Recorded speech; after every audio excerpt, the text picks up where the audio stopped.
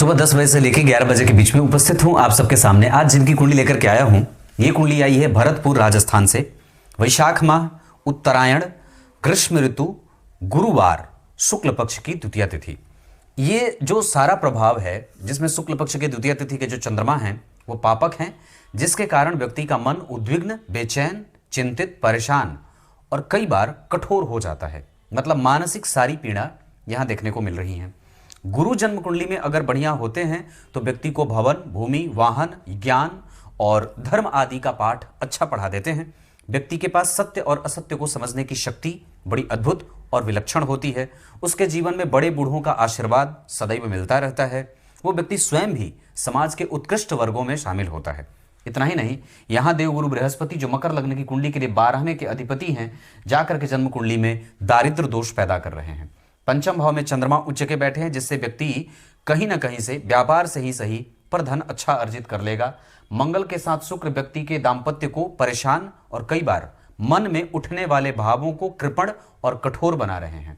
शनि और राहु लग्न में हैं और शनि राहु केतु का प्रभाव जन्म कुंडली के केंद्र में है। यहाँ व्यक्ति को मेहनत ज्यादा करनी होगी। पढ़ाने का योग और जन्म कुंडली में जमीन से संबंधित कारोबार और बुद्धिमान, तार्किक होना, चतुर्थ भाव के बलवान होने से और पंचम भाव के बलवान होने से व्यक्ति के पास भवन, भूमि, वाहन और प्रेम विवाह के योग। इतना ही नहीं, इनका जन्म नक्षत्र कृतिका है। कृतिका नक्षत्र में जन्मे हैं और यहाँ के सूर्य जो नक्षत्र के अधिपति हैं, वो सूर्य इस कुंडली के लिए अष्टम के अधिपति हैं, चतुर्थ में उच्च के होकर के बैठे हैं, जिसमें जन्मा जातक कई बार भवन, भूमि, वाहन आदि का सुख भोग तो लेता है, पर वापस उसको प्राप्त करके कई बार वो सारी चीजें नष्ट प्राय हो जाती हैं। इस वजह से बहुत सावधानी से किसी भी व्यापार में निवेश करना होगा। इसके अतिरिक्त स्वास्थ्य में या व्यक्ति की बुद्धि में थोड़ी सी जलन की बदबू आती है, ईर्ष्यालु प्रवृत्ति का भी हो जाता है और घर में प्रायः कलह का वातावरण भी बनाने वाला होता है। ऐसी अवस्था में सबसे ज्यादा व्यक्ति को अपने व्यवहार को और अपने ऊपर चिंतन करने की आवश्यकता होती है। जल्दबाजीपन में, उग्रता के साथ जल्दी ही किसी पे विश्वास करके अपना सब कुछ नुकसान कर देने का योग इस कुंडली में लग जाएगा। चतुर्थ भाव में उच्च के सूर्य और बुध व्यक्ति को श्रेष्ठ बनाने की पूरी कोशिश करेंगे, पर गुरु की स्थिति जो है वो जन्म कुंडली के छठे भाव में होने के कारण प्रभावों में कमजोरी। व्यापार भाव या दशम स्थान, व्यापार भाव की स्थिति जन्म कुंडली में उच्च की है, व्यापार कर सकते हैं। गुरु की दृष्टि जन्म कुंडली के दशम स्थान पे, शनि और राहु का प्रभाव भी है, जन्म कुंडली के दशम स्थान पे शनि का भी प्रभाव हो रहा है। इस वजह से व्यक्ति कई बार किसी को सता करके या कई बार नेता आदि के संपर्क में रह करके या जमीन से संबंधित कारोबार करके भी धन इकट्ठा कर लेता है। इतना ही नहीं, चूंकि इनका जन्म मैं जहां पे बता रहा था कृतिका नक्षत्र में हुआ है, जिसके अधिपति स्वयं सूर्य देव होते हैं, और ऐसी स्थिति में व्यक्ति को ओम अग्नये नमः इस मंत्र का जप कम से कम 10,000 बार करके और आहुति देने से घर में तमाम प्रकार की जितनी भी समस्याएं हैं, चाहे वो रोजगार से हो, चाहे संतान से हो, चाहे विवाह से लेकर के हो, चाहे करियर को लेकर के हो, चाहे नौकरी, किसी भी प्रकार की समस्या है, ओम अग्नये नमः मंत्र से 10,000 बार इस मंत्र का जप करके और उसके दशांश हवन करने से घर में तमाम प्रकार की समस्या का निराकरण हो जाता है। ऐसे लोगों को कई बार नाभि के नीचे के क्षेत्र में परेशानी और ऑपरेशन के योग भी बनते रहते हैं। दशमांशा कुंडली में लग्न के अधिपति का जाकर के छठवें भाव में शुक्र के साथ दो शुभ ग्रह का बैठना कारोबार में परेशानी और चिंताएं पैदा करते हैं। शनि राहु केतु का प्रभाव यहां भी है, इस वजह से बहुत सावधान। और अभी तो राहु की दशा भी चल रही है, 2026 तक आपको अतिरिक्त सावधानी बरतनी होगी। चोट चपेट की घटनाओं का योग बना हुआ है। अष्टम भाव के अधिपति का चतुर्थ में बैठना, एकादशवें भाव के अधिपति का धन में बैठना, इस कुंडली के लिए मंगलदेव अच्छे नहीं होते, पापी होते हैं, तो धन व्यक्ति का आए दिन खर्च होता रहता है। बेवजह की बातों पे भी उसका धन खर्च होता रहता है। उसको उसके दिमाग में कई बार वो चीज भी चलती है जो कि बिल्कुल नहीं चलनी चाहिए। कामुकता, नए लोगों से संपर्क, कई महिलाओं से संपर्क के भी योग कई बार बन जाते हैं। लग्न के अधिपति का लग्न में बैठना व्यक्ति को न्यायप्रिय बनाने की पूरी कोशिश करेगा, लेकिन लग्न में राहु और गुरु का जन्म कुंडली के छठवें भाव में जाने से व्यक्ति गलत संगति में जाकर के कई बार अपने खुद के पैरों पर ही कुल्हाड़ी मार देता है। इसके अतिरिक्त इस कुंडली में अभी गुरु की दशा है, जहां व्यक्ति विदेश जाए या जन्मस्थान से भी रह करके अगर कोई कारोबार करना चाहता है तो निसंदेह कर सकता है।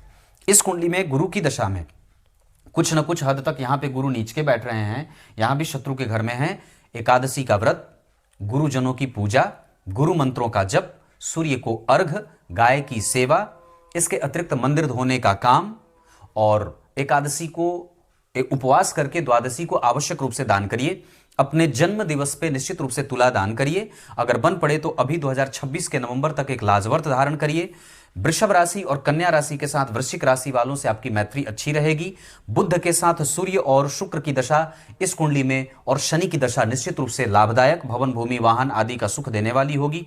ये कुंडली बुद्धिमान और तार्किक है, पर कई बार राहु की दशा के कारण अपने प्रभावों से वंचित हो रही है। लाभ भाव के अधिपति का द्वितीय भाव में जाना लाभ योग लगाएगा और धन भाव के साथ पराक्रम भाव के अधिपति का तीसरे या अपने भाव से छठवें भाव में जाना, छठे भाव में जाना, 4 घर आगे जाना, कुछ हद तक अच्छाइयां तो कुछ हद तक व्यक्ति को मेहनत करने पे बेबस भी कर रहे हैं।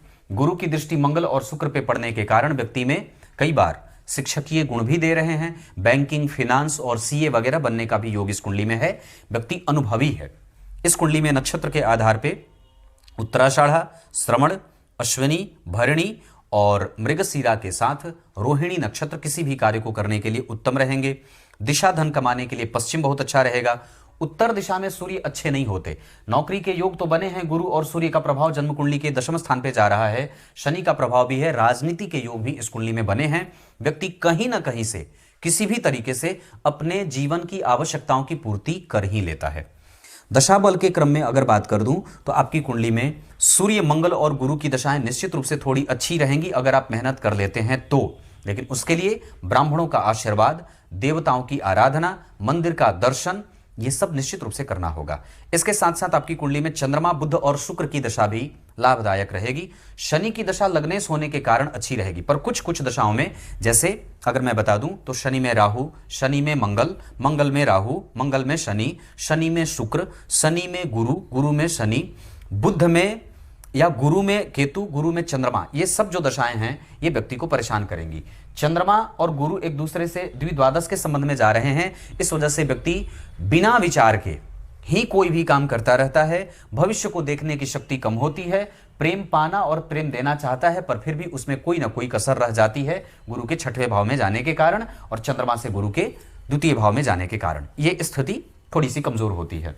सूर्य उच्च के हैं, शनि का प्रभाव ठीक बैठा है, पर शनि राहु केतु का प्रभाव व्यक्ति को मेहनत करवाएगा, तब जाकर के चीजें मिलेंगी। राशियों में वृषभ, सिंह, वृषभ और कन्या राशि बहुत अच्छी है। दिशा मैंने बताया पश्चिम। इसके साथ आपकी कुंडली में नक्षत्र बता दिया। दिन इस कुंडली के लिए शनिवार और शुक्रवार का बहुत अच्छा रहेगा। चंद्रमा आपकी कुंडली में सामान्यतया ठीक है। पंचम भाव में चंद्रमा ठीक होते हैं, व्यक्ति को रिकॉग्निशन मिलती है, धन, मान, पद, प्रतिष्ठा, कुल, गौरव, गोत्र का नाम रोशन करता है। मंगल से चंद्रमा 4 घर आगे हैं, व्यक्ति यशोवान और कीर्तिमान स्थापित करता है।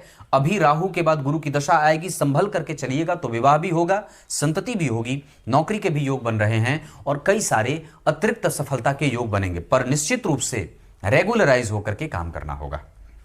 क्लियर है। दशमांसा कुंडली में लग्न के अधिपति का छठे में जाना ये ठीक नहीं होता। नवांसा कुंडली में लग्न के अधिपति का जाकर के जन्म कुंडली में द्वितीय भाव में बैठना दाम्पत्य अच्छा बीतता है, पर शुक्र और राहु केतु का प्रभाव पत्नी के कारण कई बार व्यय होता है।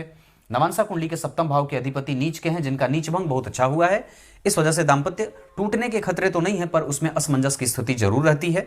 हाँ, इतनी बात जरूर कहूंगा कि पत्नी कई बार मतभेद करने वाली या अपनी बात पे, जिद पे अड़ जाने वाली भी होती है। विवाह करना होगा तो निश्चित रूप से आपकी कुंडली कुंभ राशि, कुंभ लग्न, वृषभ राशि, वृषभ लग्न, और ये दोनों लग्न और राशियां बहुत अच्छी हैं। वैसे आपकी कुंडली में सप्तम भाव में केतु बैठे हैं तो दाम्पत्य सामान्य ही है, सामान्य है। यहां पे थोड़ी सी स्थिति ठीक हो रही है, यहां पे भी थोड़ी सी ठीक है, पर मतभेद वहां पे रहेगा। पत्नी कई बार बीमार, सास ससुर भी बीमार मिल जाते हैं, ऐसी स्थिति है। इन सभी चीजों को ठीक करने के लिए मैंने जितने भी उपाय बताए हैं उसमें एक अतिरिक्त उपाय गीता जी के 5वें अध्याय का पाठ है, आर्थिक समस्याओं का निवारण करने वाला होता है। ऐसी अवस्था में जो व्यक्ति प्रत्येक दिन या तो विष्णु सहस्त्रनाम का पाठ या तो गीता जी के 5वें अध्याय का पाठ सुनता है, उसको धन से संबंधित कोई भी चिंता कभी नहीं सताती है। इतनी सारी चीजें हैं। तब तक के लिए बहुत बहुत नमस्कार।